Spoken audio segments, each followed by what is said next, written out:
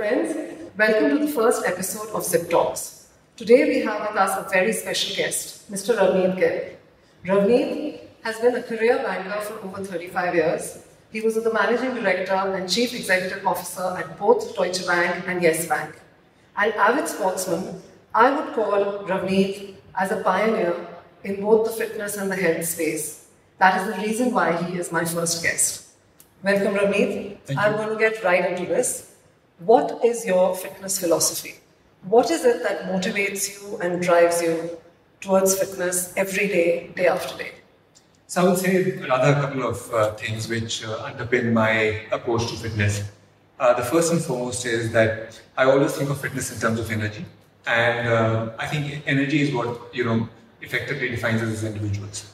So whether it's at work, whether it's at play, whether it's in terms of social interaction, I think it's your energy levels that determine the influence that you have or the impact that you make. So that is number one. The second is that I tend to look at the world, the universe, and our beings also in a slightly more holistic fashion, in a more unified, integrated fashion. And to that extent, I don't really differentiate between physical health, mental health, spiritual health. And I'm a big believer, having played sport all my life, that you can't have a healthy mind in a body which is not healthy. So I think those two would be the key pillars. And the third is that, again, I've been an avid sportsman and have benefited a lot from having played sport on a regular, consistent basis. And that is what impels me to continue with the commitment that I have to wellness and to health. I will come back to the sports point, but a bit later. I want to ask you, you led such a stressful life. There were hectic travel schedules as well. How did you find the time to fit workout in your schedule?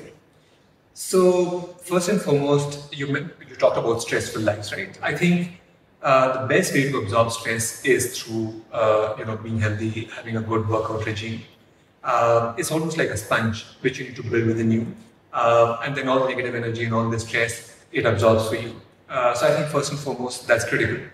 The second thing is that I'm not entirely clear that, why do we refer to it as a workout rather than a workin?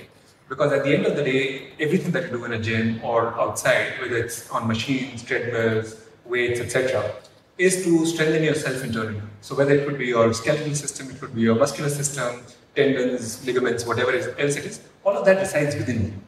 And if you think of it in terms of a work-in rather than a workout, I think it takes the optionality out of the whole equation. And secondly, I think it brings in a certain level of ownership, a certain level of accountability, because you see that as something which is imperative and something which is essential, rather than something that is good to have. So I would say that I tend to think of it from a work-in rather than a workout perspective, and which makes it easier to do it day in, day out. I typically end up focusing on cardio and a lot of freehand exercises, because for me flexibility and mobility are important, that enable me to also continue to play. And the second thing is that in terms of the overall regime that you have for fitness, I would very strongly recommend that you blend in a sport into that. So there are lots of things that you can pick up in the gym, and from a physicality standpoint, it takes most of the boxes. But if you look at it from the point of view of certain other attributes that you can imbibe through sport, like, let's say, teamwork, the attitude to play to win, playing hard and fair, then you have the whole thing with respect to eye-hand coordination, game awareness, match fitness. These are things which you don't typically end up imbibing in a gym or in a non-sporting environment. And these are attributes that not only hold you in very good stead on a field of sport, but also in other walks of life, be it at work or, like I said, in social situations. So I would say that is what defines my entire approach towards work-in, workout, call it what you will. But one thing which I would very strongly recommend is that blend in a sport, whichever sport it is, and even if it's for a short period of time, given the time pressure that most people have, it'll bring in a certain ruggedness, a certain dexterity, a certain strength, which you will find very good even in terms of your day-to-day life. I love that term working. I'm going to use it in one of my blogs. But your point on sports, I can absolutely resonate with it. During this lockdown, I discovered the world of sports in terms of playing. The kids in the building are playing basketball, and I started playing with them. And I can actually feel my muscle tone is better. I'm more nimble. I truly believe that sports can also help build your character as a person. Totally. So they say that, if you want to see the character of a person, see them play a sport. So they say it's not so much there in, let's say, in a work environment, etc. But if you really want to see somebody as a personality, as a character, then see them how they play sport and how they deal with winning and losing and competing. So I completely agree with the point that you made, that sport also plays a very big role in developing your character. Yes, and you always used to say at work that people who play sports also make better team players, and they make actually better leaders at work as well. And I think that's a very important point. Moving from sports, I want to actually ask you about sleep. How important do you think the role of sleep is when it comes to health, well-being, and your overall fitness? So I don't think that importance can ever be overestimated. Every single time that you work out, your muscles break, and they need that rest, that downtime to be able to repair. And to that extent, sleep becomes very critical, not only from the physical standpoint, even if you think of it mentally.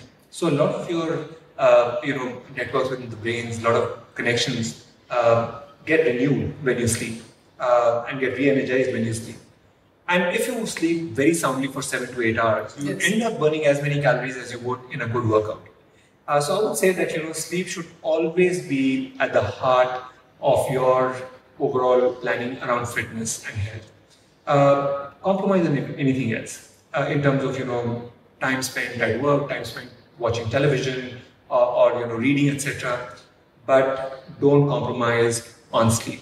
I think now increasingly the studies are coming through that whether you look at it from the point of view of longevity, you look at it from the point of view of energy, a positive frame of mind, sleep has a very big role to play in that. So I would say that sleep is totally intrinsic to my way of thinking, and right through my life I have maintained a very disciplined sleeping pattern.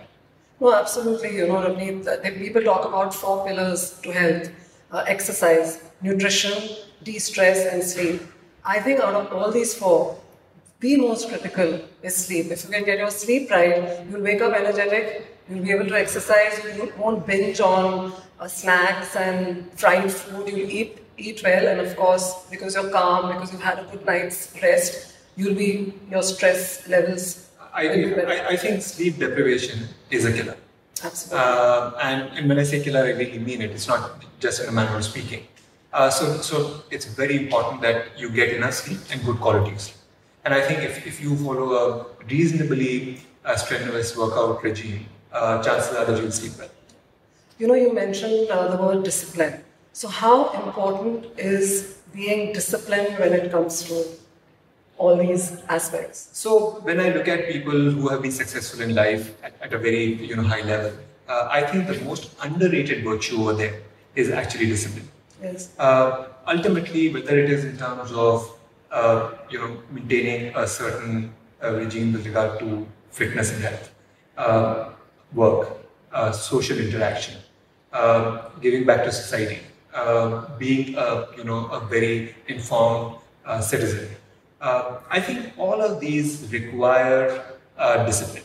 At the end of the day, the human tendency is to let go when the opportunity arises, right? So if we have even very clearly defined rails on both sides, when we have the opportunity and without consequences, the chances are that we will let slip. So it's a human tendency, and it's true of each one of us. So in that sense, I think a very strong spirit of discipline, a sense of discipline becomes vital. Yes. And if you see, and it doesn't matter whether it's banking or any other profession or even sport. Right. I mean, if you see one thing which separated the very high achievers from those who couldn't eventually make it was discipline. I mean, today when you see, let's say, somebody like Virat Kohli, I think the cornerstone of his success is actually discipline. So Ravneet, this is the last question. what are some of the tips that you would like to leave with the listeners when it comes to health and well-being? So as I started off, Radha, that I have a very holistic, integrated approach to these matters. And like you rightly said, there are 4 pillars of being healthy. So when I say when typically you talk about tips in terms of wellness and health, somebody will say that try this routine, try this schedule, try this trainer, or try this particular thing, which again then typically deals with your physical workout side of it. I would say that stay true to those 4 pillars. It's not a question of that you can accentuate one and underplay the other. It's for balanced fitness and for sustainable fitness. I think that becomes critical. But since you talked about tips, I would like to give 2 tips. One is that when you're in the gym, at the end of the day or working out, it's about the body. So listen to your body, not to your mind. It happens sometimes that we want to push a little further when our bodies are tired and the mind is saying, "No, let's go for it," and you can end up picking up a niggle or an injury, which is avoidable. So listen to your body rather than your mind. And the second thing I would say is it's very important to be consistent. So I think if you really want to benefit from a regime, it's important to be able to do it on a day in, day out basis. So it should not be up and down in terms of some days you're willing to go the whole distance, on other days you'll give it a miss. So I think if you can get consistency going, by and large you will see that you'll stay in good shape and you'll always compete on very even terms. Thank you so much, Ravneet. You're such an inspiration to all of us. I mean, you've been my mentor for over 20 years. I worked so closely with you and I've always admired you, not only in your fitness and space, but all the success that you got in your career. And thank you so much for coming on this talk. No, Radha, all I'll say is that I'm really glad that ZiptoFitness and ZipTalks are happening. I have seen you evolve from in this space as well. What I like is that your approach to fitness has not been just intuitive or spontaneous. I think you've gone about it in a very scientific fashion. You've gone about it in a very considerate fashion. And I think this is a great platform for you to be able to then share those insights, those learnings with a lot of other people, most people who are professionals like you. And to that extent, I think great initiative and wish you every success. Thank you so much. I hope all of you found this talk as inspirational and as valuable as I did. You can follow us on the podcast ZipTalks, Instagram account ZiptoFitness, YouTube channel #ZiptoFitness. Thank you.